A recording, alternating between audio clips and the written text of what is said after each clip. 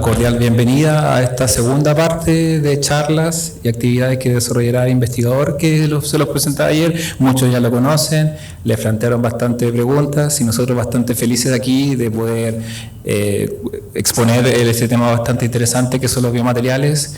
Y en relación a esto, hoy nos corresponde la segunda parte, como les comentaba, que es el taller número 2, orientado a docencia. Ayer tuvimos el taller número 1 que introducía todo este nuevo mundo, este mundo de los biomateriales, y hoy vamos a continuar tomando como base la introducción de ayer y vamos a continuar con el viaje, pero ahora desde la síntesis y diseño de biomateriales, también considerando su caracterización.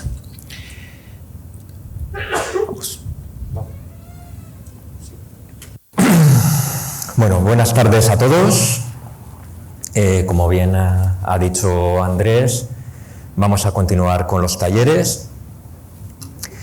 En primer lugar, muchas gracias por vuestra asistencia. Es un auténtico privilegio estar aquí y compartir todo esto con todos ustedes. Y continuando con la introducción que empezamos ayer, hoy nos vamos a centrar en hablar de los principales tipos de biomateriales. Y vamos a hablar un poco de algunos aspectos de síntesis, caracterización de diversos tipos. Un poco general, y mañana ya hablaremos de cosas más concretas de investigación aplicadas a todo lo que vamos a hablar ayer y hoy. Recordad que ayer habíamos hecho una clasificación de los diferentes biomateriales. En general tenemos materiales naturales a partir de tejidos vivos, composites, mezclas de dos o más sustancias distintas y sobre todo lo más importante es materiales cerámicos, metálicos y poliméricos, donde cada uno va a tener sus partes fuertes, sus bondades y sus debilidades. Por ejemplo, los metales tienen un buen comportamiento metálico, pero tenemos el problema de la corrosión y la toxicidad. Por otra parte, cuando hablamos de cerámicas, tienen alta biocompatibilidad, son bioestables, tenemos cerámicas bioactivas, biodegradables, pero por contra son duras y frágiles. Por otra parte, tenemos los polímeros, la gran mayor parte los conocemos, tenemos una variedad enorme, fácil conformación, síntesis relativamente sencilla, pero muy versátil, mucha variedad. Por contra, tenemos que pueden presentar toxicidad, fluencia y malas propiedades mecánicas. Si empezamos a hablar un poco de biomateriales metálicos, ayer recordad que comentamos que solamente tenemos 12 metales que se pueden comportar como biomateriales, de forma que no van a liberar cationes que puedan presentar toxicidad, son resistentes a la corrosión. Hablábamos de metales inertes y pasivados y no tóxicos, de forma que cuando hablamos de aplicaciones de biomateriales metálicos, estas tienen un gran impacto económico y clínico como biomateriales. Tened en cuenta que el mercado de implantes en instrumentación en ortopedia mueve alrededor de unos 6 billones de dólares, donde el 66% de las prótesis articulares de articulaciones son metálicas. En operaciones ortopédicas parecido, mueven un mercado de 3,6 billones de dólares al año y aproximadamente el 40% son implantes metálicos. Aquí tenemos varios ejemplos. Ya empezamos con el mandito. También tienen aquí importancia en implantes ortopédicos y maxilofaciales, teniendo en cuenta que 4 de cada 10 intervenciones ortopédicas usan biomateriales metálicos, con un mercado de 1.400 millones de dólares, cirugías cardiovasculares, catéteres, instrumentación quirúrgica, tanto en biomateriales no implantables como implantables. En cuanto a los implantables, ejemplo claro, los implantes de rótula, que tiene que tener una adecuada transferencia de cargas, soportar aproximadamente 10 veces el peso del cuerpo y tener buenas propiedades mecánicas frente a fricción y desgaste. Los que estuvisteis ayer, recordad que hablábamos de las propiedades tribológicas de este tipo de implantes, es decir, tienen que aguantar bien la fricción, el desgaste continuo de un tipo de biomateriales que están sometidos a mucho esfuerzo mecánico. Otro ejemplo son los stents en aplicaciones cardiovasculares, están preparados con diferentes aleaciones metálicas, entre las cuales las más empleadas son el acero inoxidable 316L, aleaciones de cromo cobalto, aleaciones de titanio. De todo esto iremos hablando ahora posteriormente. Y en cuanto a los métodos de procesado de este tipo de materiales, a grosso modo podemos destacar el colado, es decir, un conformado enfundido en un molde que facilita la formación de formas más complicadas, pero tiene la pega de que vamos a tener peores propiedades mecánicas y el problema de la retracción cuando se enfría en el molde, que puede originar algún defecto o alguna imperfección en la forma final. Tenemos el forjado mediante la incorporación de deformaciones plásticas que aumentan la dureza del material, y la pulvimetalurgia, que consiste en el compactado y recocido de partículas de la aleación, de forma que vamos a tener microestructuras más homogéneas y piezas sin cavidades de contracción. En cuanto a la obtención de un implante metálico, de un biomaterial metálico, en general los pasos más habituales es, partiendo de los depósitos de material, extracción de los materiales, de los metales de la superficie terrestre, separación de la roca con el objetivo de aumentar cada vez más la pureza. Después, con el material metálico en bruto, preparar mezclas o aleaciones que cambien las propiedades de los metales para tener las propiedades idóneas del biomaterial metálico, con diferentes formas de procesado, para vender las formas en stock a fabricantes de implantes. Llegaría a los fabricantes de implantes y llegaríamos a la etapa de comprobación, de composición química, de microestructura, referida a la industria para implantes quirúrgicos, es decir, elaborar un dispositivo preliminar de implante. Finalmente, el fabricante compra el stock necesario, tenemos ya las piezas preliminares, bajo las condiciones, bajo norma establecida en la fabricación de los distintos implantes, hasta el dispositivo final del implante, es decir, los procesos finales que van a condicionar las propiedades superficiales del implante, que van a interaccionar con los tejidos vivos y de ahí al mercado.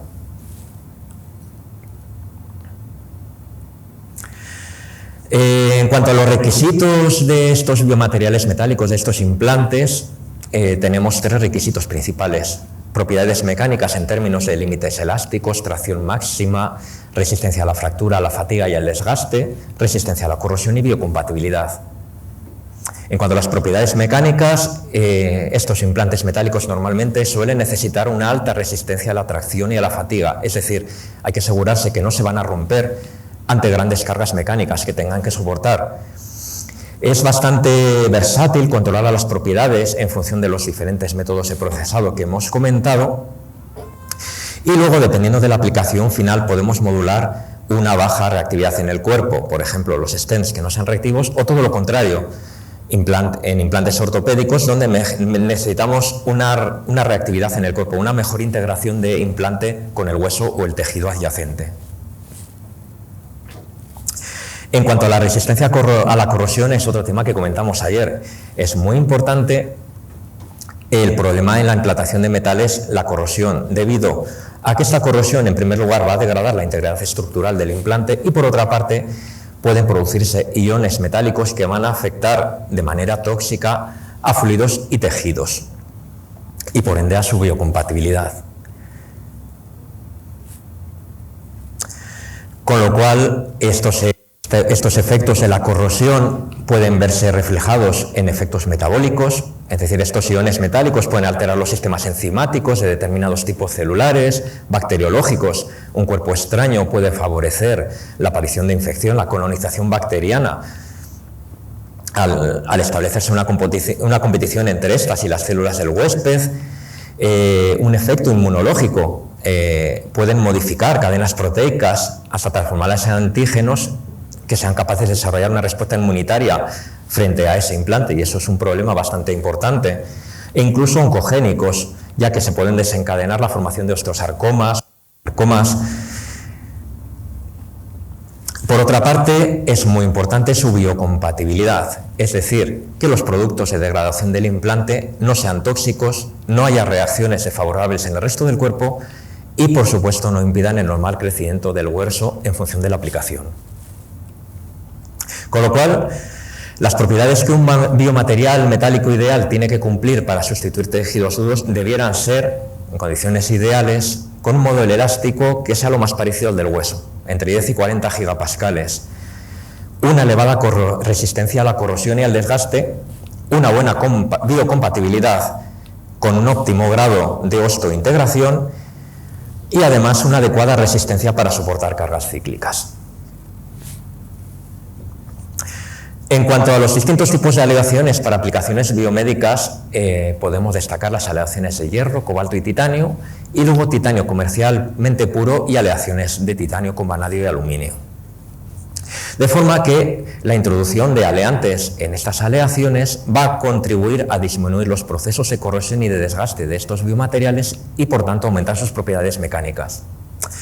Los más importantes tenemos el acero inoxidable 316L, las aleaciones de cobalto y las aleaciones de titanio, todas ellas con sus composiciones, como vemos en la transparencia, y con ventajas e inconvenientes en términos de fortaleza, corrosión, módulo de elasticidad, baja resistencia al desgaste. Cada aleación va a tener sus bondades, sus debilidades y en función de la aplicación se utilizarán unas u otras. Si describimos un poquito por encima todas estas aleaciones, si empezamos con el acero inoxidable, vemos que el primer acero inoxidable que se utiliza para implantes empieza en los años 20, en los años 30, es el 188, con buenas propiedades mecánicas, con buena resistencia a la corrosión, pero posteriormente evoluciona al 188 molibdeno para aumentar la resistencia a la corrosión en soluciones salinas, que es el que llamamos el acero 316. ¿Cómo se obtiene? Reduciendo el contenido en carbono del 0,08% en peso del acero inoxidable inicial hasta un máximo de un 0,03% en peso para así mejorar su resistencia a la corrosión en ambientes salinos. El más común, como hemos dicho, es el acero 316L, que es muy usado habitualmente para biomateriales osteoarticulares, es decir, clavos intermedulares, tornillos, placas. En cuanto a las propiedades mecánicas de este acero, podemos destacar una resistencia a la deformación de entre 260 a 890 megapascales y un módulo elástico de en torno a 200 gigapascales, que es 12 veces superior al módulo del hueso cortical. Bueno, por aquí os muestro ejemplos reales de implantes de este tipo de acero. Por otra parte, tenemos las aleaciones de cobalto-cromo, que presentan una elevada resistencia a la corrosión y una mayor fortaleza después del forjado. Se van a obtener piezas moldeadas, muy usadas en odontología, recordad el vitalio, que lo comentábamos ayer también, y recientemente se están usando en prótesis articulares también. Y por otro lado tenemos las aleaciones de cobalto, níquel, cromo, molibdeno, que son forjadas en caliente y se utilizan mucho para vástagos de prótesis que van a soportar grandes cargas mecánicas, como prótesis de cadera y de rodilla. Tienen resistencias a la abrasión y corrosión similares a las aleaciones de acero, un módulo de elasticidad mayor que aceros inoxidables, alta resistencia, límite de fatiga y, como os decía, con aplicaciones en prolongados tiempos con condiciones exigentes de flexión y fatiga. Esto es, bueno, un poco a modo de detalle, las composiciones químicas de cada aleación, pero como veis, existen un mundo de diferentes aleaciones. Simplemente os voy a nombrar las más importantes y las más utilizadas. Esto al final es algo que, en base a los estudios que se han realizado, son los porcentajes ideales para tener las mejores propiedades mecánicas.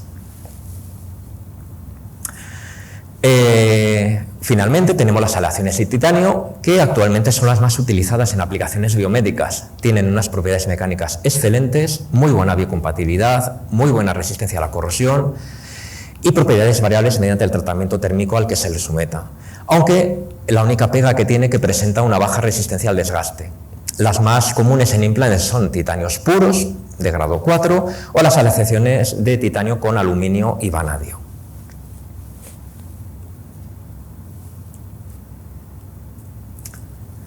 Bueno, vaya por Dios. Vale, a ver ahora. Vale.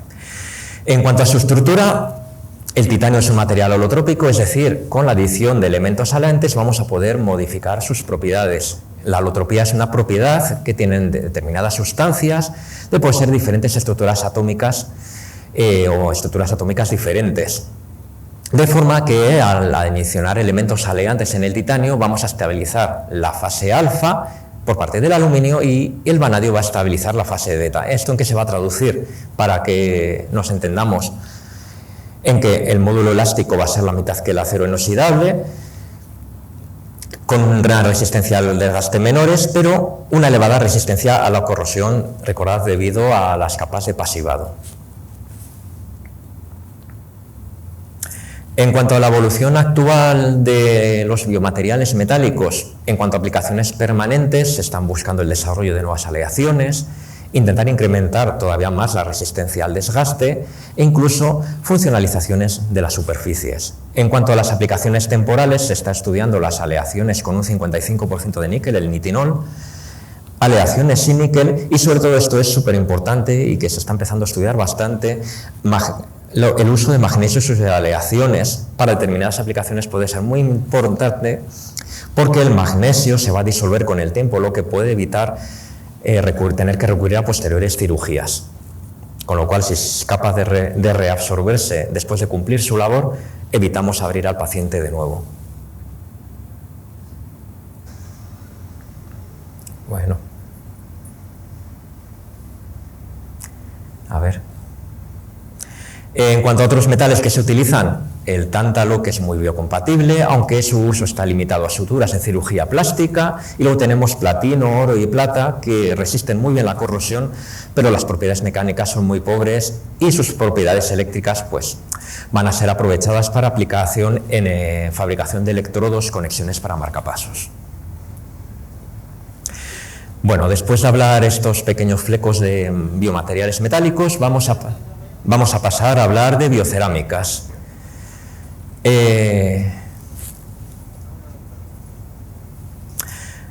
Supongo que todos vemos cerámicas en nuestro día a día, tenemos cerámicas en platos, en lavabos, cerámicas con aplicaciones tecnológicas de altas prestaciones en motores y aviones, cerámicas en electrónica, en aislantes, pero nos vamos a centrar en las cerámicas en el ámbito de la biomedicina como sustitutos para la regeneración de hueso.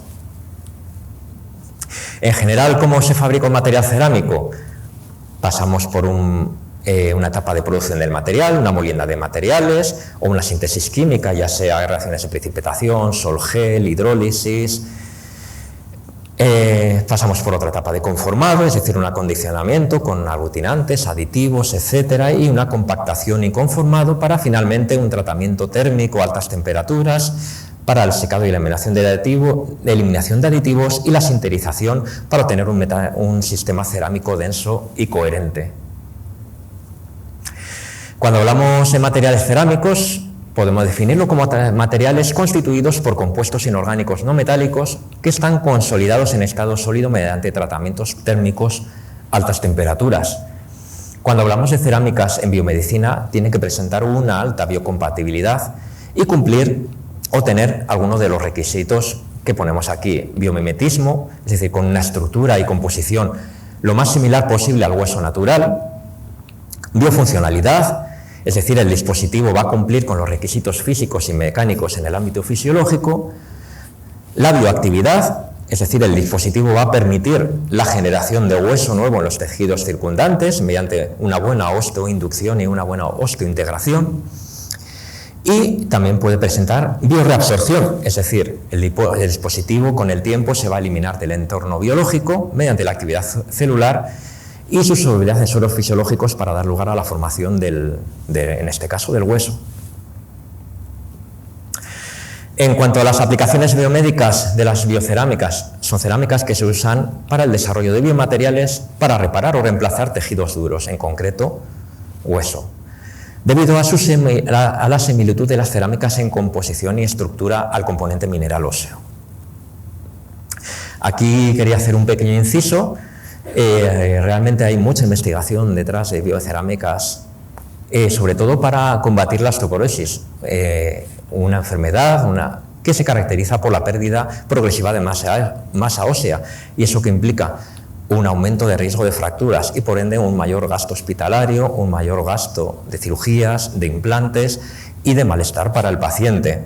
Con lo cual es muy interesante aplicar la aplicación de estas biocerámicas para su integración como biomateriales en la regeneración o fortalecimiento de este tipo de huesos osteoporóticos. Con esta diapositiva sí que parecía muy compleja, solo quiero mostraros que materiales cerámicos hay la tira, muchísimos, desde aluminatos, silicatos, fósforos, calcio, silicatos fosfatos, silicato-aluminatos, biovidrios, hidroxiapatitas, óxidos magnéticos, materiales basados en carbono. Nosotros nos vamos a centrar en los más principales, en los más utilizados, y quiero que os quede claro con estas transparencias los principales métodos de síntesis y de obtención, ¿vale? ¿Cuáles son los factores clave dentro de un biomaterial cerámico? Tenemos que tener en cuenta, por una parte, su reactividad química en términos de composición, cristalinidad, defectos, tamaño de la partícula, porosidad, área superficial, y por otro lado es muy importante la velocidad de solubilidad de esta cerámica en función de su morfología y porosidad, es decir, de la superficie específica de esta cerámica y de su cristalinidad, donde va a ser muy importante el tamaño de cristal y los efectos, de forma que cuando tenemos el implante de una cerámica en el hueso, todas estas reacciones en superficie, el comportamiento del crecimiento óseo, las reacciones del tejido óseo van a depender de esta composición y propiedades de la cerámica implantada en términos de su reactividad y su velocidad de solubilidad. Tipos de cerámicas. Pues podemos distinguir diversos tipos de cerámicas en función del mecanismo de unión con el tejido óseo y del tipo de respuesta por parte del organismo. Por ejemplo, si tenemos un biomaterial cerámico tóxico, no va a estar tolerado por el organismo y el tejido del entorno se va a necrosar.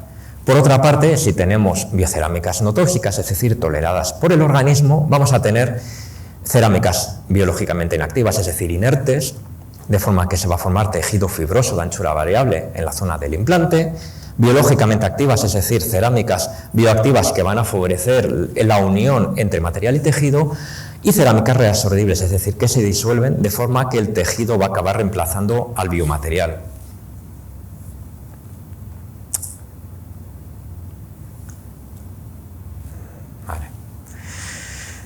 Como estamos diciendo, en cuanto a su reactividad química, vamos a tener cerámicas inertes, tanto densas como porosas, que se fijan al hueso mediante cementos óseos, o el crecimiento del hueso va fijando al material mecánicamente. Ejemplo claro, la alúmina, monocristalina y policristalina. Bioactivas, tanto densas como porosas, como hemos dicho, una unión química entre cerámica reactiva y hueso. Y aquí vamos a ver los dos ejemplos más representativos de este tipo de cerámicas bioactivas, los vidrios bioactivos y la hidroxiapatita, y los vidrios bioactivos mesoporosos, que comentaremos un poco más despacio más adelante. Y por otro lado tenemos las reabsorbibles, tanto densas como porosas, donde el hueso va reemplazando poco a poco el material, donde los ejemplos más claros son los fosfatos tricálcicos, y el más claro, igual os suena, los beta-TCPs, son los más usuales, aunque hay, como veis aquí, hay un montón.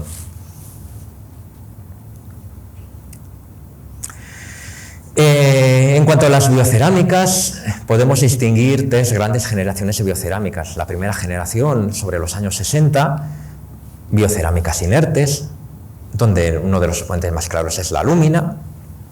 Las biocerámicas de segunda generación, a partir de los años 80, donde tenemos cerámicas bioactivas y reabsorbibles, fosfatos de calcio, vidrios bioactivos. Y las cerámicas de tercera generación, que son las más actuales y las que más se están estudiando, donde tenemos biocerámicas de segunda generación porosas, es decir, fosfatos de calcio porosos, vidrios mesoporosos bioactivos, y nuevas biocerámicas avanzadas, sobre todo centradas en sistemas híbridos orgánico-inorgánicos, que de eso comentaremos bastante mañana, y mesoporosos de sílice, que también comentaremos mañana más en profundidad. El ejemplo más claro o más utilizado de cerámica inerte es la alúmina. Es decir, cuando hablamos de cerámica inerte tenemos una influencia muy pequeña en los tejidos vivos que lo rodean. La lúmina de alta densidad y alta pureza se va a utilizar sobre todo en superficies articuladas de prótesis por su buena biocompatibilidad y elevada dureza. ¿Cómo se obtiene? Partimos de la lúmina en polvo, la compactamos en un molde y luego se introduce en un horno para su sinterización a 1600-1800 grados para obtener alumina densa y policristalina. De esta manera tenemos un muy buen biomaterial que tiene como propiedades excelente biocompatibilidad, excepcional coeficiente de fricción, alta resistencia al desgaste, una enorme resistencia a la compresión, mucha dureza, buena estabilidad química, pero por contra es bastante frágil, tiene poca resistencia a tensión y a flexión y tiene poca resistencia a la fatiga, produciéndose grietas muy fácilmente en este tipo de biomaterial. En el estudio de las cerámicas ha habido grandes avances. Vamos a hablar un poco de cerámicas bioactivas de segunda generación, pero que al final nos llevan a las cerámicas de tercera generación, basadas en estas cerámicas de segunda generación porosas y en las nuevas biocerámicas avanzadas. ¿Qué tienen de particular estas biocerámicas de tercera generación? Por un lado, van a inducir la regeneración de los tejidos, además de estimular la respuesta de las células responsables de los procesos de autocurado mediante dos componentes bien diferenciados. Por una parte, de tipo funcional, en cuanto a su soporte poroso, que va a facilitar la bioactividad y reabsorción de este biomaterial, sacrificando, por otra parte, sus propiedades mecánicas para aumentar la porosidad y aumentar la bioactividad y la reabsorción. Y por otra parte, un componente inteligente, es decir, vamos a poder modificar sus propiedades como respuesta a variaciones físico-químicas del entorno y vamos a poder introducir en su interior sustancias biológicamente activas, ya sean factores de crecimiento, hormonas, células, antiinflamatorios, antibióticos, otro tipo de cationes modificando las redes que tengan propiedades osteogénicas, antibióticas, angiogénicas. En general, estas biocerámicas tienen que cumplir una serie de requisitos para que se puedan utilizar en regeneración ósea. Primero, tienen que ser bioactivas, es decir, aunque lo hemos comentado ya, un material bioactivo va a provocar una respuesta biológica específica en la interfaz del material que da lugar a la formación de un vínculo entre tejidos y material. Tiene que presentar una buena osteoconducción, es decir, una formación ósea guiada en la superficie de biomateriales mediante un proceso bioactivo. Y tiene que tener una buena osteoinducción, es decir, el proceso por el que se despierta la osteogénesis, la estimulación de las células madre mesenquimales vía osteoblástica que conducen a la formación de estas células para formar un nuevo hueso. Es decir, diferenciación perostoblastos, osteoblastos.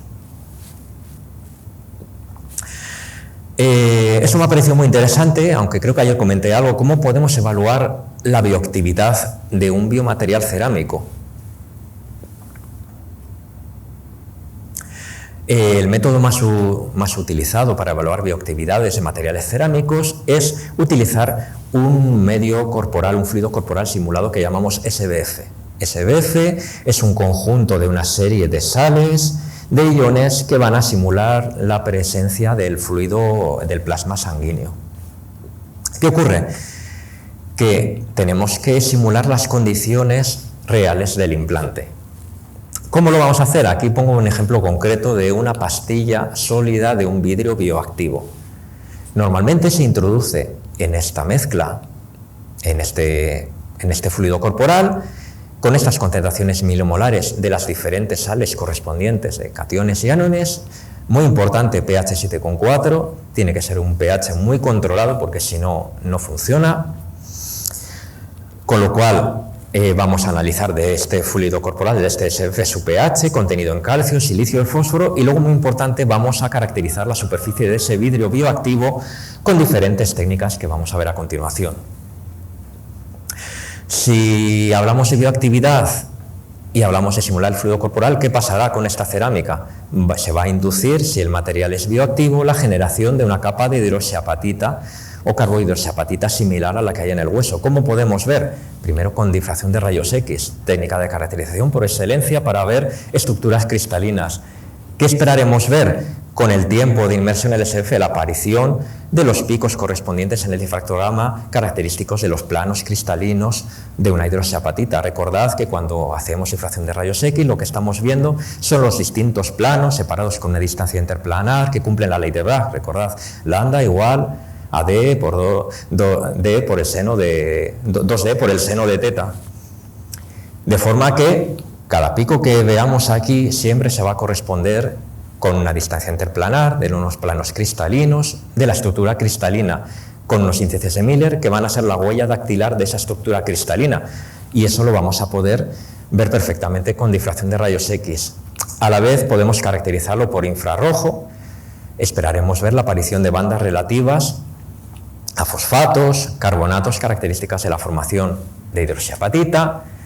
También podemos caracterizarlo por SEM, microscopía electrónica de barrido, con EDX, es decir, vamos a hacer un análisis elemental de la composición de la superficie y vamos a ver cómo aumenta la relación calcio-fósforo a medida que se está formando esa capa de hidroxiapatita.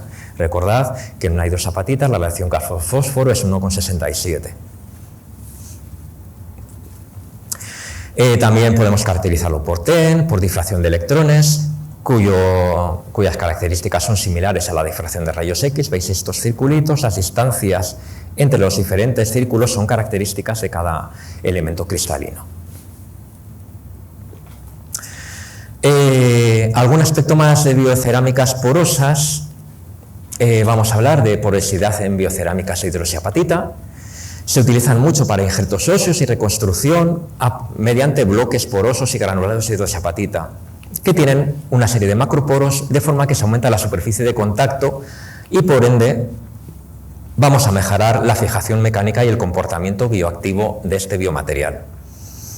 El tamaño y la conectividad del poro va a influir muy decisivamente en la migración celular y la adherencia, en la capacidad de crecimiento del hueso y en la angiogénesis, es decir, la vascularización de ese biomaterial. Eso es uno de los temas muy importantes en biomateriales, que sean capaces de provocar o inducir la angiogénesis, es decir, que se vascularice ese biomaterial para favorecer la regeneración. Por lo tanto, la hidroxiapatita porosa es un gran, excelente biomaterial osteoinductivo que se usa mucho en la formación de andamios para ingeniería de tejidos. Tenemos granulados porosos que se utilizan como sustituto de hueso esponjoso, con una macroporosidad similar a la del hueso esponjoso, para rellenar defectos óseos, cirugías orales, odontología. Bueno, aquí tenemos unas imágenes de SEM. Y también tenemos piezas porosas que decíamos antes, bloqueos sólidos porosos, en los que las partículas son adaptables y versátiles en su uso. Se usan mucho como separadores en casos de fusión de columna vertebral, cuñas de materiales de apoyo en pacientes con osteoartritis de rodilla e incluso en implantes orbitales oculares, ya que son ligeros y se usan mucho para este tipo de aplicación. Más aspectos de biocerámicas de tercera generación tenemos los vidrios. Tenemos las cerámicas bioactivas, los vidrios, es decir, cerámicas que van a poder enlazarse, como hemos dicho, a tejidos óseos vivos. De forma que cuando se implantan en el hueso van a formar esta capa de hidroxiapatita carbonatada que los va a unir fuertemente con el hueso. Aquí el pionero en la síntesis de vidrios bioactivos fue Larry Hent, que fue quien empezó a hacer todo este tipo de trabajos. Y vidrios, en principio, tenemos muchos. Necesitamos tener una fuente de silicio, una fuente de sodio, una fuente de calcio y una fuente de fósforo.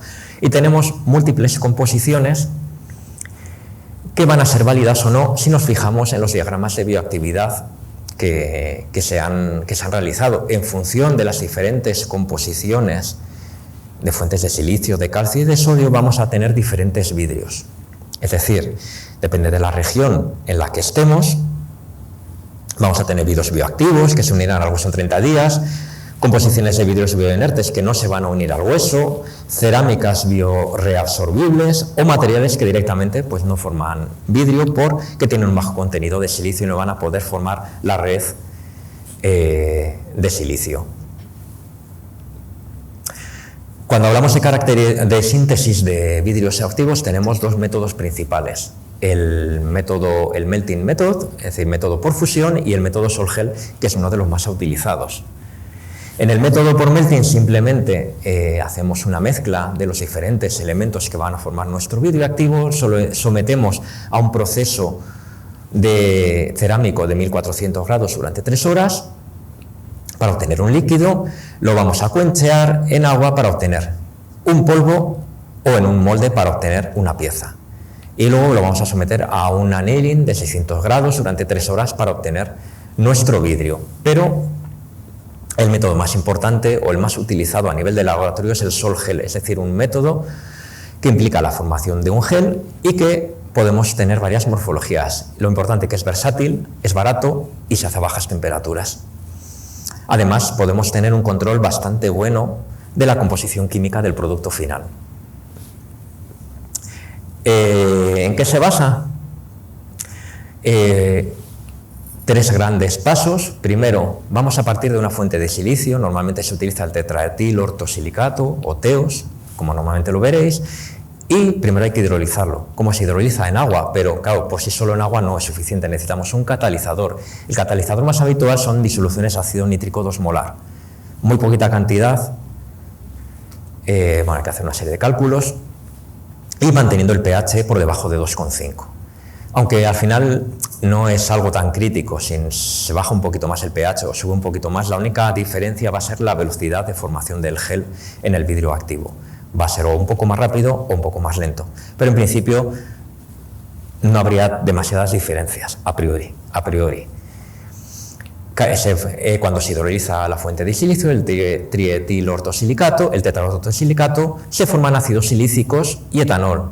Cuando hacemos esta síntesis es muy característico el olor a etanol. Se nota que se está formando etanol como subproducto. En una segunda etapa se produce la condensación de estos grupos silanoles para formar enlaces silicio-oxígeno-silicio, y luego la etapa de polimerización, donde se van a ir condensando diferentes enlaces silicio-oxígeno-oxígeno con los OH de los diferentes silanoles para ir formando la red tridimensional de nuestro vidrio. Es decir, la fuente de silicio, la fuente de calcio, normalmente se usa nitrato de calcio tetrahidratado porque es bastante barato. Depende del tipo de vidrio que queramos usar, pero podemos usar la fuente de fósforo, hidrólisis en agua con ácido nítrico como catalizador, y tenemos el primer proceso de gelación. Mezclamos los sólidos, esta se llama la etapa sol, lo dejamos 3 días a RT, se produce la gelación de esta mezcla.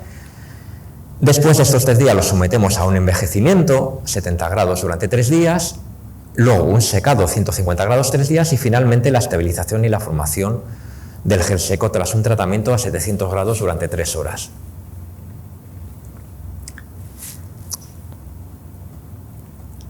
A ver. Aquí hemos comentado cómo sintetizar vidrios activos.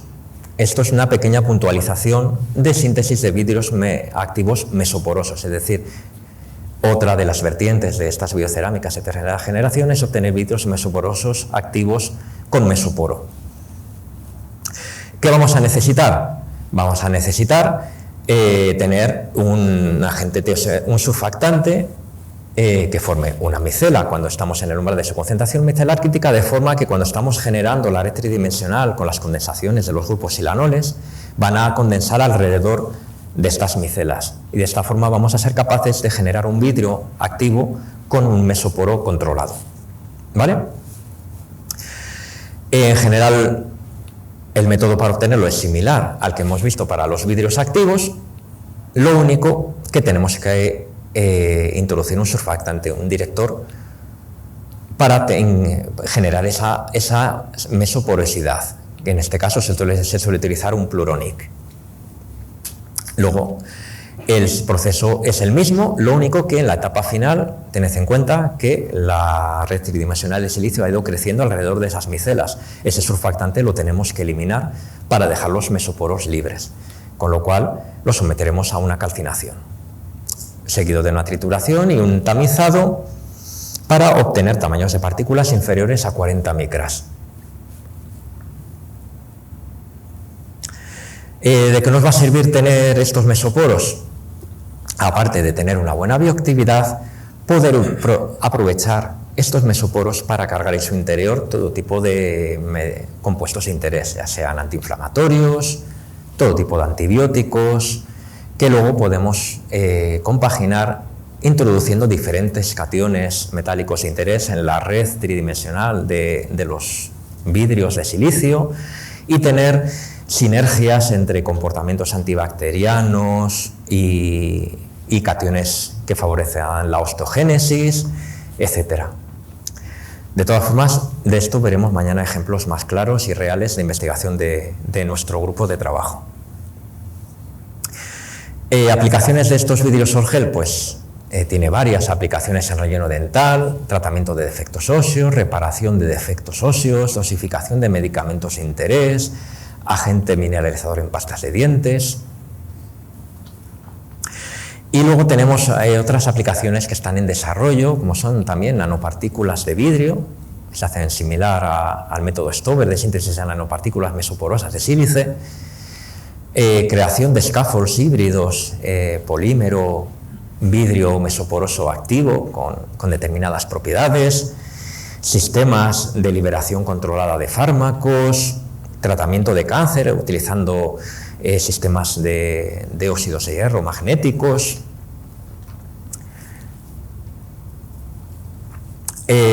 Si nos vamos por otra parte a las cerámicas bioactivas basadas en fosfatos de calcio, recordad que era otro de los tipos que habíamos visto, estas tienen la particularidad de ser solubles o parcialmente solubles en medio biológico. Y aquí es donde entra la importancia de la relación calcio-fósforo que os he comentado antes. Por ejemplo, a mayores relaciones de calcio-fósforo hasta un límite de 1,67 para la hidroxiapatita, tenemos cerámicas parcialmente solubles o menos solubles. Si vamos bajando esa relación de calcio-fósforo hasta llegar a los fosfatos tricálcicos, donde tenemos una relación de calcio-fósforo de 1,5, tenemos cerámicas totalmente reabsorbibles con el tiempo. Entonces, simplemente es ir jugando con estas relaciones calcio-fósforo en función de la aplicación que necesitemos. La hidroxiapatita es bastante insoluble debido a lo que comentaba y se ha visto que los valores ideales son entre 1,5 y 1,7, ya que si este ratio es muy bajo, la disolución es demasiado rápida y entonces no llega a funcionar el implante.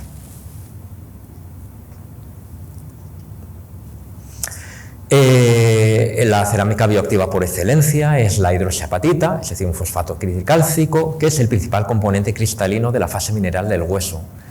En este caso, bueno, la fase mineral del hueso realmente es carbonato de apatita deficiente en calcio, que son fórmulas bastante parecidas, pero tienen ciertas modificaciones. Es decir, esta es la fórmula de la hidroxiapatita sintética, y luego tenemos las hidroxiapatitas biológicas, que son hidroxiapatitas parcialmente sustituidas por diferentes cationes que cumplen determinadas funciones en función del tipo de hueso. Y además presentan una pequeña deficiencia en calcio. Las sustituciones en la hidroxiapatita provocan deficiencias en calcio y análisis químicos han demostrado que en la apatita natural la relación de calcio-fósforo es distinta de 1,67 debido a esta deficiencia de calcio y a esta sustitución. ¿Vale?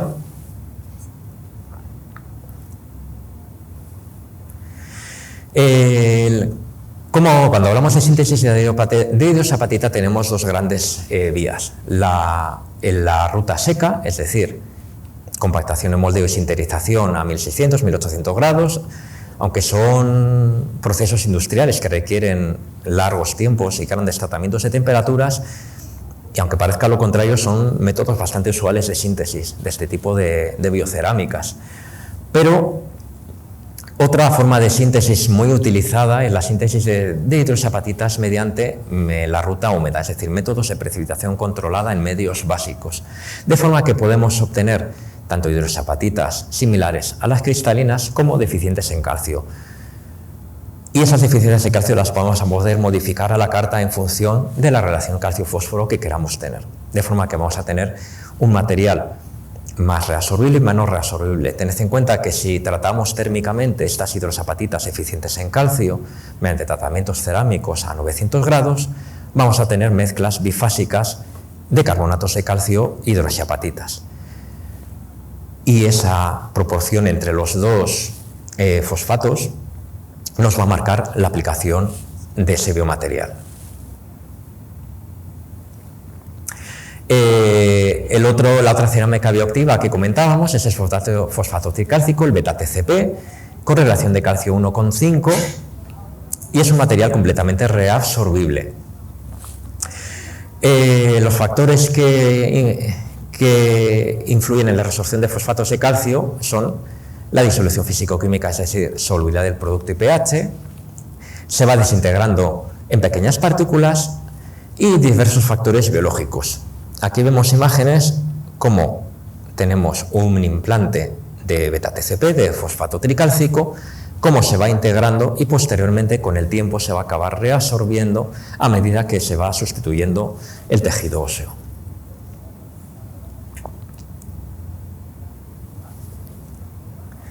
Bueno, aquí tenemos alguna imagen más, imágenes reales de implantes de fosfato tricálcico después de 12 semanas. Veis que el hueso está regenerándose y el implante se va reabsorbiendo progresivamente. Como os decía ayer, al final no hay ni uno mejor que otro ni peor. Depende de la aplicación y lo que el cuerpo necesite en ese momento como implante. Por último, y no menos importante, vamos a hablar de 4 cositas un poco rápidas para no liarnos mucho, de polímeros como biomateriales. Vamos a hablar de unas pequeñas generalidades y vamos a describir los principales tipos de polímeros, tanto de origen natural como sintético, ya sean bioestables, biodegradables o hidrogeles.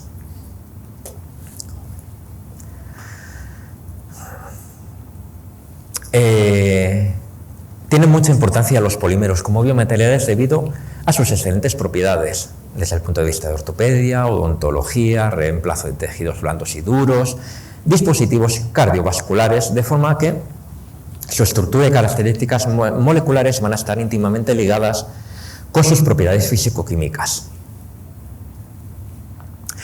Si recordáis, cuando hablamos ayer de un poco de la historia de biomateriales, habíamos hablado que a partir de los años 40 es cuando empiezan a usarse realmente polímeros en aplicaciones como biomateriales, con los polimetacrilatos de metilo en cirugías oculares, y cómo fue evolucionando la industria desde los correctores artificiales, lentes intraoculares, etcétera, hasta llegar a la actualidad con biomateriales para piel artificial, reabsorbibles, etcétera.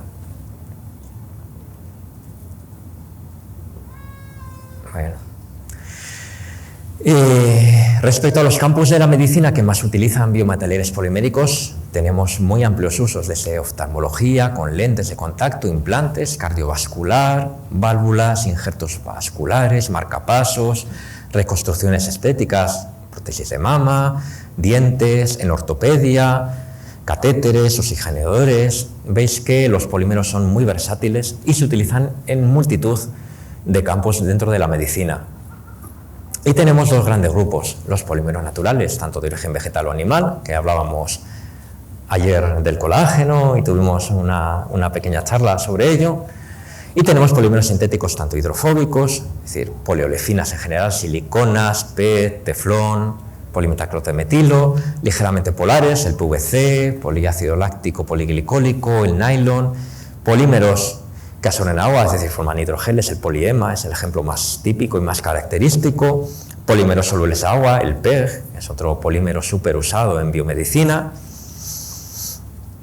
de forma que vamos a tener por una parte polímeros degradables y por otra parte polímeros estables permanentes que van a permanecer en el organismo. En cuanto a los polímeros de origen natural, son muy importantes a pesar del desarrollo de polímeros sintéticos, porque son muy biocompatibles, son baratos, se obtienen fácilmente y se modifican químicamente también de manera relativamente sencilla. Tenemos proteicos, derivados del colágeno, gelatinas, albúminas, derivados de carbohidratos, almidón, quitosano, quitina, etcétera. ¿Qué ventajas presentan estos polímeros naturales? Pues obviamente su similitud a sustancias en el entorno biológico es una gran ventaja, ya que este entorno los va a reconocer, los va a saber metabolizar, no los va a ver como sustancias extrañas, entonces se van a evitar toxicidades y reacciones inflamatorias indeseadas en el implante. Además funcionan muy bien a nivel molecular, pero ¿qué desventajas presentan? Que su estructura suele ser bastante más compleja, con lo cual la manipulación suele ser más difícil y pueden presentarse problemas de inmunogenicidad, es decir, generar respuestas inmunes. De todas formas, tienen muchísimas aplicaciones, tanto de forma natural como modificados químicamente, que de todo esto hablaremos con un ejemplo de un artículo que acabo de publicar sobre este tema. En cuanto a los polímeros naturales, tienen la ventaja de que va a haber enzimas naturales que van a degradar de forma natural. Va a haber mecanismos fisiológicos que van a metabolizar el implante, pero puede tener, entre comillas, la desventaja de su durabilidad. Todo depende de lo que necesitemos, pero en principio van a tener menos durabilidad. Tras su función se van a degradar, se van a eliminar por el metabolismo normal y su degradación va a estar controlada por el grado de entrecruzamiento y sus modificaciones químicas. Bueno, a ver si nos quedamos quietos. En cuanto a los polímeros naturales de origen proteico, pues el más conocido, como vamos ayer, es el colágeno, es uno de los más utilizados, pero también se utilizan mucho la gelatina y derivados de gelatina, ya sea de tipo A, tipo B, en función del contenido de aminas y ácidos carboxílicos. La albúmina también se utiliza mucho. En cuanto a polisacáridos, el quitosano, que vosotros habéis hecho cositas con el quitosano, me parece, creo recordar. Es muy soluble, es un polisacárido natural biodegradable, biocompatible. Tenemos las celulosas, los destranos, todo ello para implantes degradables. En cuanto a los polímeros artificiales, podemos dividirlos en tres grandes grupos: los no degradables, los degradables y los que forman hidrogeles, es decir, son capaces de captar gran cantidad de agua. En cuanto a sus propiedades, van a variar en función de la aplicación de los diferentes polímeros. Son estructuras mucho más complicadas que las moléculas cortas y van a estar determinadas por pesos moleculares, topología, composición o polaridad de la cadena polimérica, su conformación, es decir, la arquitectura o regularidad de la cadena, sus propiedades mecánicas, determinadas por la rigidez de la cadena polimérica y también por sus propiedades térmicas. En cuanto a sus pesos moleculares, recordad que lo vamos a determinar con la obtención de peso molecular promedio en número, peso molecular promedio en peso, y va a ser muy importante el índice de polidispersidad. Es muy importante conocer su topología, ya sea que tengamos polímeros lineales, que normalmente suelen ser muy solubles en agua, polímeros ramificados, con formación en estrella, dendrímeros, polímeros entrecruzados que normalmente después del entrecruzamiento dejan de ser solubles y cambiamos sus propiedades completamente, lo que le va a dar una mayor rigidez al material. Su conformación, es decir, la disposición de sustituyentes en la cadena del polímero. Recordad los polipropilenos, polipropileno atáctico, isotáctico, sindiotáctico, es decir, todas las ramificaciones al mismo lado en el isotáctico, al azar los atácticos y alternando los sintotácticos. Los más importantes suelen ser los isotácticos y sintotácticos. De hecho, cuando sintetizamos polipropileno, normalmente en el proceso industrial de síntesis, se va sintetizado polipropileno y siempre se descarta la parte atáctica, que siempre acaba saliendo en el proceso de síntesis. Se descarta y se recircula para quedarnos con los isotácticos o los indiotácticos, que cristalizan en condiciones favorables para dar con un crecimiento lamelar de la cadena plegada. Los atácticos son amorfos, no suelen cristalizar y tienen muchas peores propiedades, por eso siempre se suelen desechar en los procesos industriales de síntesis. También es muy importante saber su cristalinidad, de forma que los polímeros amorfos o polímeros semicristalinos o cristalinos va a favorecer el aumento de las propiedades mecánicas y las propiedades térmicas. En cuanto a la morfología de polímeros, imagino que esto lo sabéis todos los que estáis aquí, tenemos termoplásticos, termoestables y elastómeros, es decir, termoplásticos, los polímeros se pueden rebladecer al calentar, pero luego vuelven a su forma original cuando los enfriamos. Los termoestables polimerizan irreversiblemente cuando se calienta, es decir, se forma una red 3D en 3D con alto grado de entrecruzamiento, y los elastómeros, que son gomas que pueden estirarse varias veces su longitud volviendo a su forma inicial. Otro parámetro muy importante dentro de polímeros es su TG, su temperatura de transición vítrea, es decir, la temperatura de reblandecimiento. Es decir, la temperatura a la cual el polímero cesa de ser rígido, las cadenas empiezan a reblandecerse y tenemos un material reblandecido. Es muy importante saber estas propiedades térmicas debido a que no es lo mismo tener un polímero que tenga una temperatura de transición vítrea muy baja, que va a ser muy rígido a temperatura ambiente, a uno que tenga su temperatura de transición vítrea, por decir algo, en temperaturas cercanas a temperatura ambiente. Eso que va a implicar que a temperatura ambiente el polímero va a estar reblandecido, con lo cual, en función de la aplicación, puede ser aplicable o no. Aquí tenemos varios ejemplos, por ejemplo, el polietileno. Bueno, la temperatura de transición vítrea es menos 125, aunque bueno, aquí hay cierta controversia. Encontraréis, si buscáis en libros, hay una variabilidad enorme de las temperaturas de transición vítrea en función de las estructuras alfa, beta, gamma de los polietilenos. Pero, por ejemplo, el polipropileno atáctico tiene una TG de menos 20 y el isotáctico una TG en torno a 100 grados. Son diferencias muy grandes que pueden marcar mucho la ventana de utilización de estos materiales. Esto lo había puesto a modo de más informativo. ¿Cómo vamos a medir estas propiedades térmicas? El método más utilizado, más habitual es mediante calorimetría diferencial de barrido, es decir, mediante el DSC. No sé si habéis visto todos calorimetría diferencial de barrido. ¿Os suena a todos? Venga, rompamos el hielo. ¿Sí? ¿Habéis hecho a alguien? ¿Sabéis lo que es? Por ahí veo algún sí. Básicamente tenemos dos pocillos, en uno tenemos nuestra muestra, en otro la referencia vacía y simplemente el equipo va a suministrar calor por igual a las dos cápsulas. Como tiene que igualar el calor, no es el mismo cantidad de calor que tenía que aplicar a la que hay el material a la que está vacío, a grosso modo. Y esto nos va a dar idea de las propiedades térmicas o de las transiciones térmicas en polímeros, desde temperaturas de fusión, temperaturas de cristalización, temperaturas de transición vítrea. Normalmente veréis termogramas de este tipo y veis aquí que pone una flechita hacia abajo y aquí pone endotérmico. ¿Esto qué nos va a indicar? Esto depende del equipo que utilicemos. Pero nos dice que el criterio del equipo dice que un pico hacia abajo va a ser producido por una transición endotérmica, con lo cual un pico hacia arriba va a ser producido debido a una transición exotérmica. Pongamos que si el polímero lo estoy fundiendo y tiene una temperatura de fusión, tengo que aplicar una energía, luego el pico será endotérmico. Tendremos una transición endotérmica debida a una temperatura de fusión. Si enfriamos, ¿qué ocurrirá? El polímero va a cristalizar.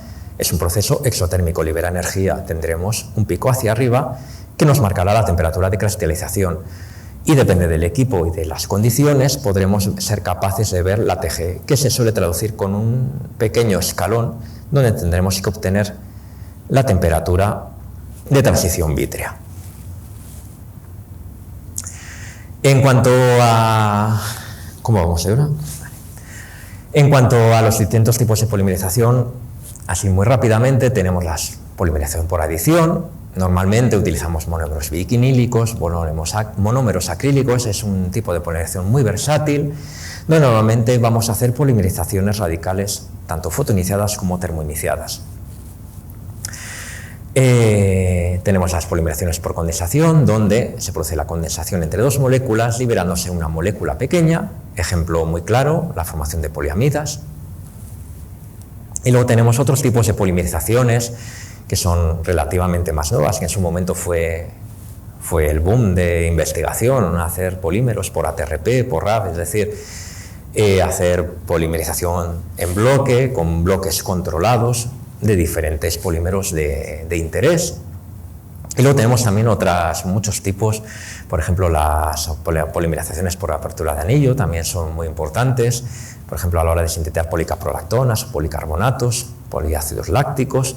Partimos de sus monómeros cíclicos, es decir, la xiloncaprolactona, mediante catalizadores de estaño y diversos programas de temperatura podemos obtener diferentes policaprolactonas o copolímeros de policarbonatos. En cuanto a los polímeros bioestables que habíamos visto antes, se van a producir procesos de degradación, siempre va a haber algún tipo de degradación que va a deteriorar sus propiedades mecánicas y produce reacciones en los tejidos o toxicidad, de forma que, en función del material, va a haber un aumento de la toxicidad con diferentes productos de degradación que se puedan producir. Polímeros bioestables tenemos los típicos: poliolefinas, polipropileno, poliestireno, polipropilenglicol, PVC, polimetacrilato de metilo, etc. Y vamos a nombrar ahora unos cuantos biomateriales poliméricos, sus usos, sus características principales, así muy rápidamente, que no me quiero enrollar mucho más.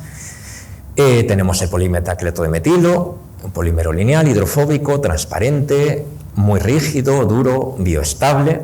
Se usa mucho en cementos óseos, lentes intraoculares, lentes de contacto.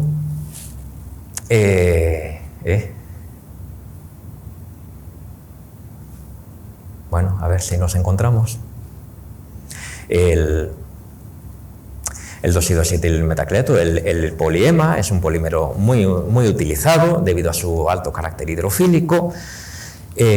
Lo intercruzamos normalmente con el dimetaclo de dilenglicol para formar hidrogeles muy típicos. Hidrogeles de poliema entrecruzados son muy típicos y se usan mucho en lentes de contacto blandas. Decir, a modo de curiosidad, que se usan precisamente este monómero para formar este tipo de polímeros intercruzados por su gran biocompatibilidad, pero porque además inhibe la adhesión celular. Entonces, sigue siendo biocompatible sin que se produzca adhesión celular, por eso se utiliza mucho en lentes de contacto blandas. Mañana veremos un ejemplo de cómo podemos evaluar las sinergias entre diferentes copolímeros para obtener las propiedades que nosotros necesitamos manteniendo una buena biocompatibilidad. Joder.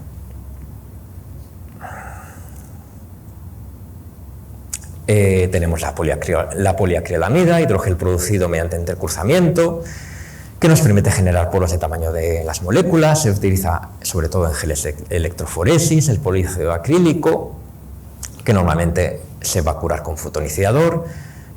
A modo de curiosidad, cuando hablamos de polimerizaciones con este tipo de monómeros, normalmente si hacemos polimerizaciones radicales fotoiniciadas vamos a necesitar un fotoiniciador, es decir, un fotoiniciador que a la longitud de onda de irradiación, ya sea en el ultravioleta, en el visible, depende de iniciadores, hay un montón, se va a romper, va a formar radicales que van a reaccionar con radicales que se forman los dobles enlaces para empezar la fase de iniciación de la polimerización. De la misma forma tenemos iniciadores térmicos, es decir, iniciadores que van a generar radicales con temperatura. El típico, el AIBN, el ácido bis, isobutilonitrilo, que se descompone a 55-60 grados y es el típico que se usa para polimerizaciones térmicas. En cuanto a fotoiniciadores, mañana veremos que el típico, el que se usa para todo tipo de biomateriales biocompatibles, es el Irgacur 259. Es el más típico, porque es biocompatible. Se usa el poliácido acrílico en cementos dentales, sistemas de liberación de fármacos. Tenemos los polietilenos, que tienen muchas aplicaciones biomédicas, en tubos de drenaje, catéteres, ya que es tenaz, es barato y es muy resistente a grasas y aceites. Los polipropilenos son un poquito más rígidos, presentan buena resistencia química, buena resistencia a tracción. Al final son muy semejantes en aplicaciones a los polietilenos. Y normalmente se utilizan los isotácticos, que son muy cristalinos en mallas para reparaciones de hernias, el sindotáctico en algún tipo de reparación dental. Tenemos el teflón, también con muy buena estabilidad química y térmica, aunque es un poquito más difícil de procesar, pero se utiliza mucho en injertos vasculares. El PVC, que también se usa en conducciones de transfusiones de sangre, de diálisis, de alimentación. Los polidimetilsiloxanos, es decir, son los únicos polímeros que tienen silicio oxígeno en la cadena. Se usa mucho también en tubos de drenaje, catéteres, aislantes de conductores en marcapasos, injertos vasculares. Es muy flexible, es muy estable.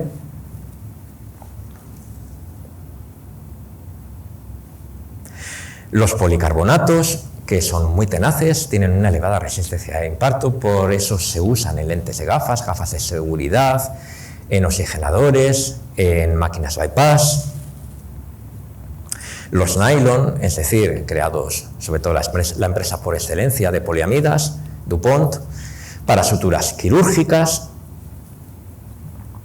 El PET, que son poliésteres con anillos aromáticos, el polietileno tereftalato, para reparadores en hernias, reparadores de arterias, reconstrucción de ligamentos.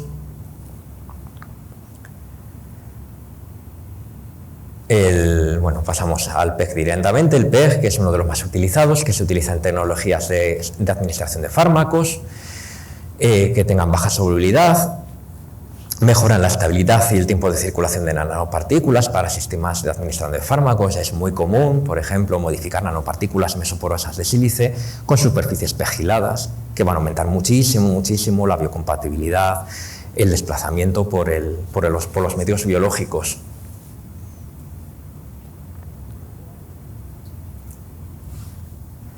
Los poliácidos lácticos copolimerizados con ácidos glicólicos, que son muy biodegradables para suturas reabsorbibles, sistemas de liberación de fármacos.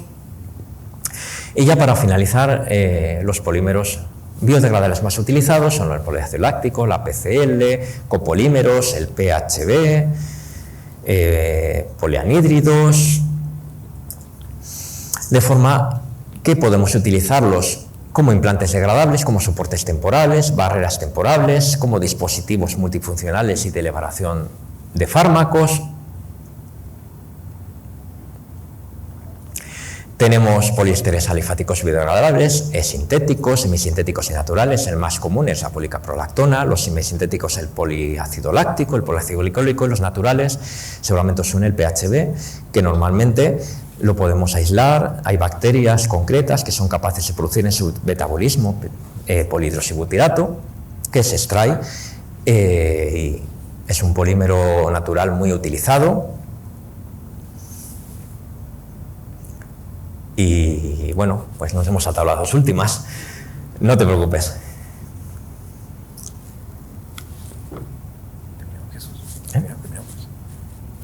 Sí, terminamos. Sí, es lo único. Quería decir una cosita antes. Vale. Este mando te pone a prueba la paciencia, ¿eh? Te pone a prueba la paciencia.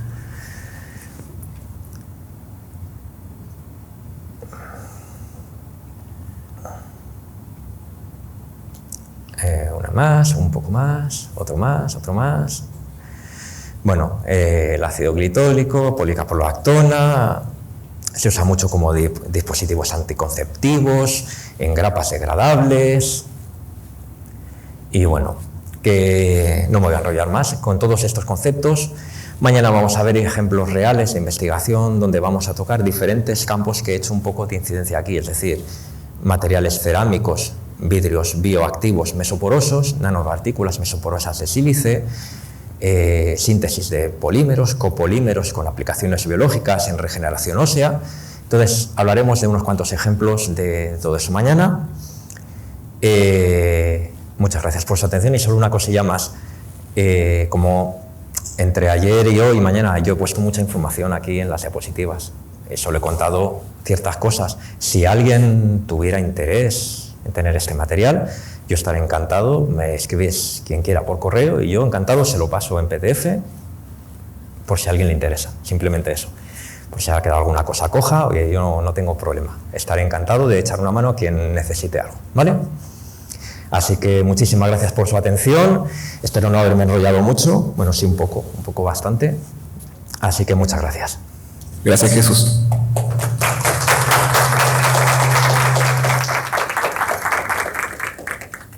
Bien, ahora damos paso a las preguntas del público. Levante la mano y podríamos continuar con la misma dinámica de ayer, que la persona se pueda presentar, indicar la carrera y le pueda plantear la pregunta a Jesús. Dos. Ya.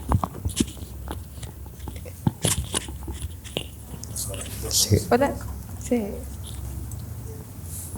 Bueno, tú dirás. Ya, ahora sí. Hola, soy Hola. Beatriz. Soy de Pedagogía en Química y Biología, acá en la facultad. Tengo 3 preguntas. La primera surge de bien atrás. Es de, estructuralmente hablando, ¿cómo aporta el aluminio y el vanadio al titanio en la alotropía? Que si acaso estos elementos otorgan estabilidad netamente en las formas alotrópicas del titanio. Sí, eso es. Estabilizan las dos formas aleotrópicas del titanio, el aluminio la fase alfa, el vanadio la fase beta, y mejoramos en general las propiedades del biomaterial metálico.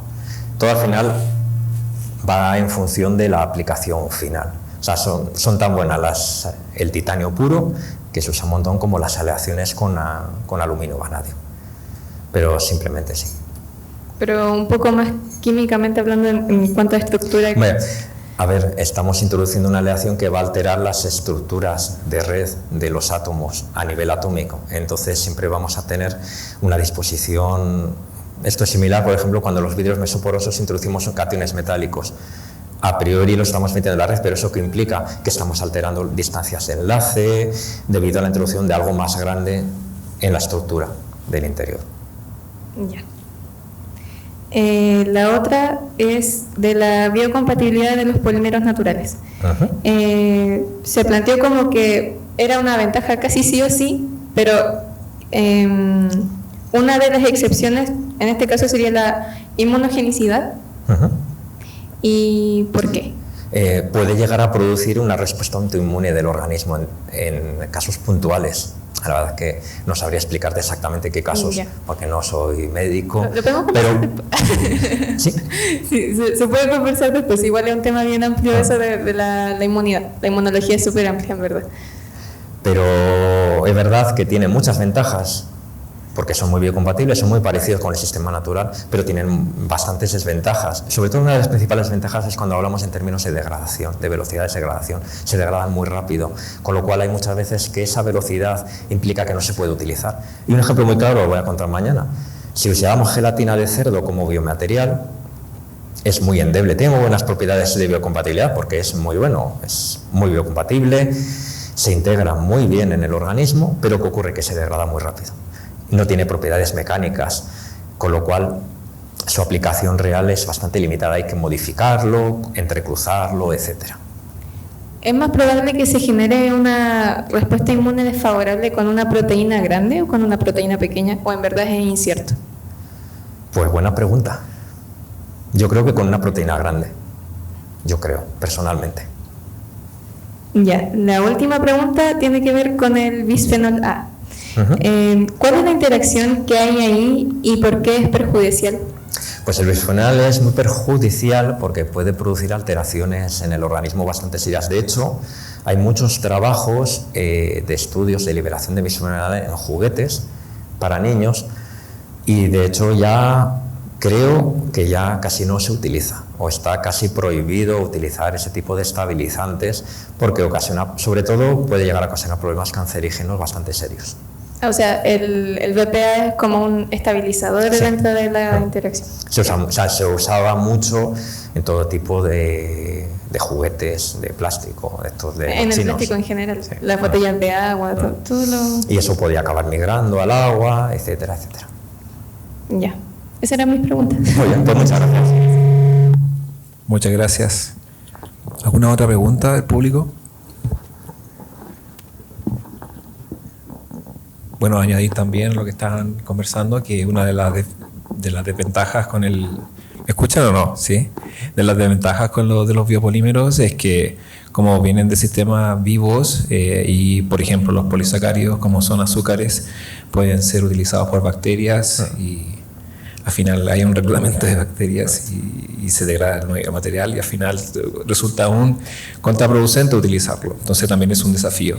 Sí, es un desafío porque son estructuras muy complejas. Entonces, cuando hablamos, por ejemplo, se usa mucho ahora o está muy de moda usar metilcelulosa y funcionalizarlo. Pero ¿qué pasa? Que funcionalizarlo, bueno, puede ser asequible, pero caracterizarlo luego ya sí que es un pequeño desafío porque estamos hablando de moléculas muy grandes y poder funcionalizar a la carta determinados trozos, para que nos entendamos, de polímero natural, a veces es harto complicado controlar esa funcionalización, porque sí podemos hacer funcionalizar a lo bestia, lo que entre, pero a veces eso no es suficiente o no nos vale para la aplicación y tenemos que ser un poquito más finos.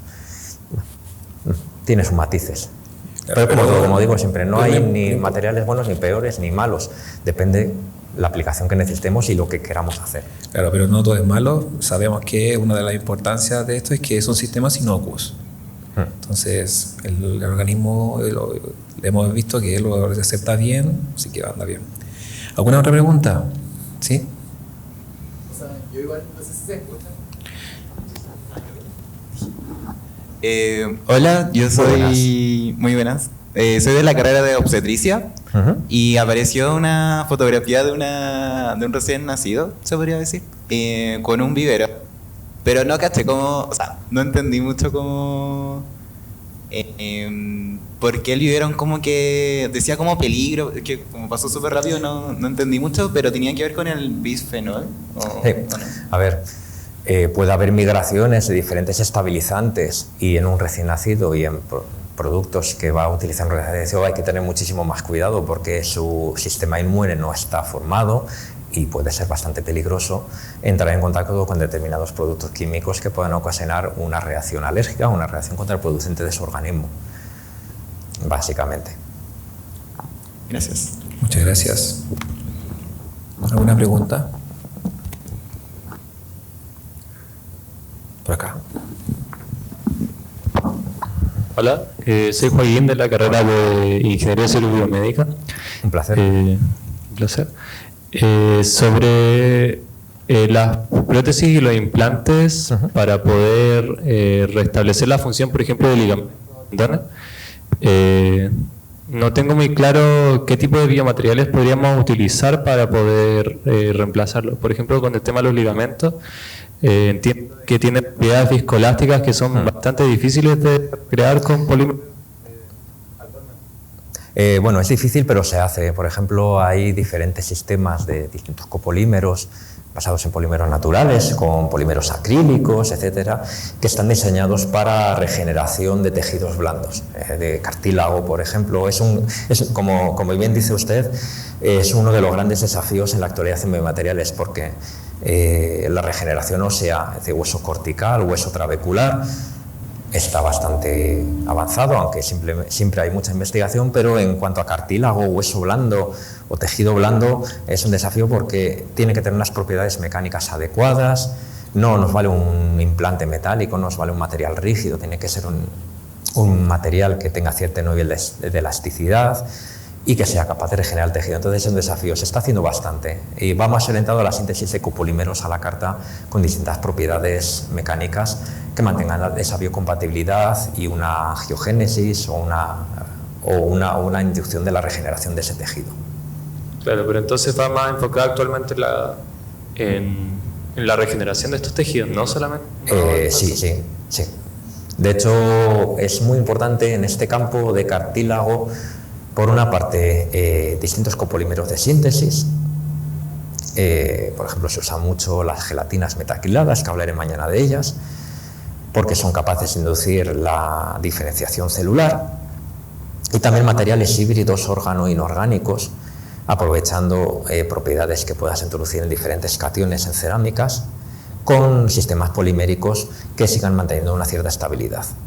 Entonces, por ahí van los tiros en investigación, pero sí que es verdad que es uno de los retos actuales en regeneración de tejido blando, cartílago, hueso blando.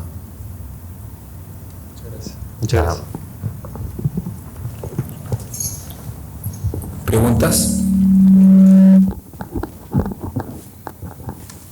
Hola. Hola. Hola, muy buenas. Muy buenas. Soy Esteban Hermosilla, estudiante de Ingeniería Civil Mecánica. Tenía una duda si es que existe actualmente o se ha investigado sobre biomateriales que quizás más que reparar, frenen deformaciones producto de las articulaciones producto de enfermedades como artritis reumatoide o enfermedades por el estilo.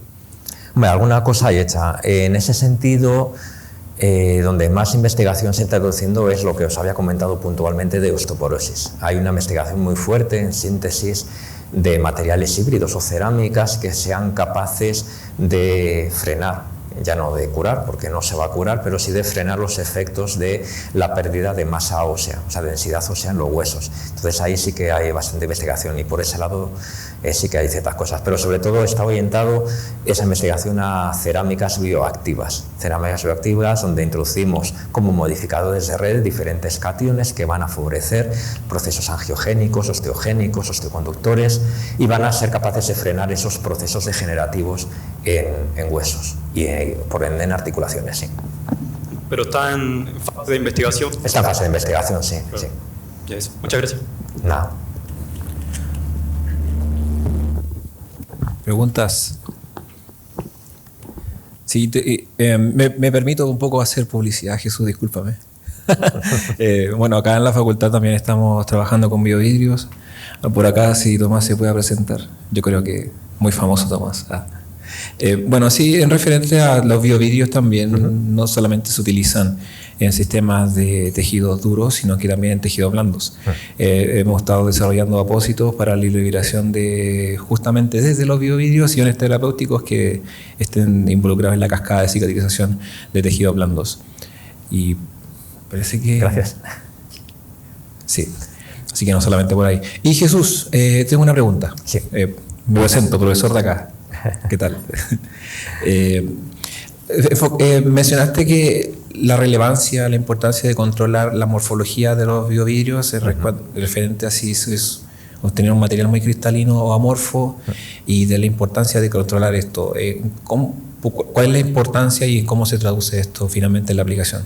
Hombre, a ver, podemos llegar a usar composiciones que directamente no formen vidrio, a llegar a obtener vidrios que no sean bioactivos, a pasar a tener vidrios muy activos, y todo va en función del diagrama que habíamos puesto de bioactividad. Eso está tabulado, bueno, de estudios sobre todo empezados por Larry Hent, donde pequeñas variaciones en la composición, es decir, en la estructura de red, van a ser decisivos en su comportamiento posterior, tanto en términos de cristalinidad como bioactividad.